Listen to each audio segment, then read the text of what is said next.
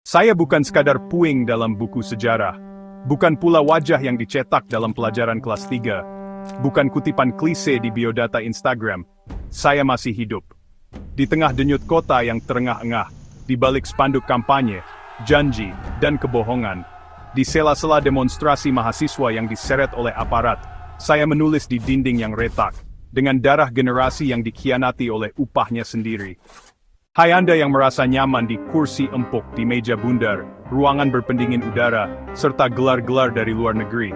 Apakah Anda mengira saya telah mati di pemakaman Menteng? Justru, saya lahir di setiap kepala yang menolak untuk tunduk, di setiap napas para pekerja bangunan, di setiap keringat pengemudi ojek daring yang digaji oleh algoritma, di setiap surat pemutusan hubungan kerja yang ditandatangani oleh sistem. Saya menyaksikan negara menanam luka dan memanen ketakutan. Saya mendengar suara guru honorer yang menulis cerpen demi memenuhi kebutuhan makan. Saya mencium aroma kelaparan dari layar ponsel, status WhatsApp, iklan pinjaman online, dan reels motivasi, hingga pikiranmu diubah menjadi angka-angka KPI, dan tubuhmu tak lebih dari sekadar QR code yang bernyawa. Apakah Anda menyebut ini sebagai kemajuan? Kemajuan seperti apa? Jika anak petani harus menjual sawah demi melanjutkan pendidikan ke perguruan tinggi, dan setelah lulus hanya menjadi buruh pabrik sepatu yang produknya sendiri tidak mampu ia beli. Saya menolak segala bentuk eufemisme. Resesi disebut perlambatan pertumbuhan, penggusuran dinamakan penataan. Rakyat miskin diganti istilah masyarakat rentan. Sungguh keterlaluan. Dan empat luka pun kini memiliki bas. Nerabioles, kalian sebut si protektan. Namun aku belum usai. Aku masih bersuara melalui puisi yang ditulis di sudut kafe sederhana, oleh para pemuda yang patah hati dan menganggur, yang menempuh pendidikan di jurusan filsafat, dan kehidupannya menjadi objek penelitian sosiologi.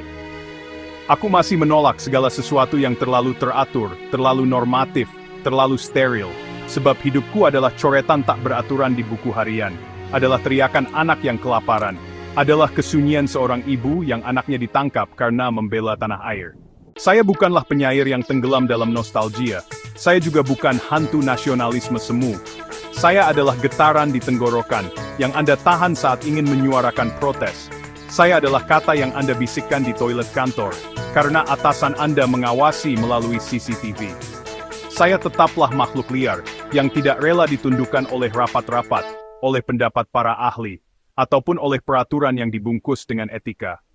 Dan apabila kelak aku benar-benar meninggal dunia, makamkanlah aku di tengah jalan, di bawah papan reklame gawai dan lampu sorot pusat perbelanjaan, agar anak-anak generasi ini mengetahui bahwa pernah ada seseorang yang berani berkata, "Aku tidak mau tunduk."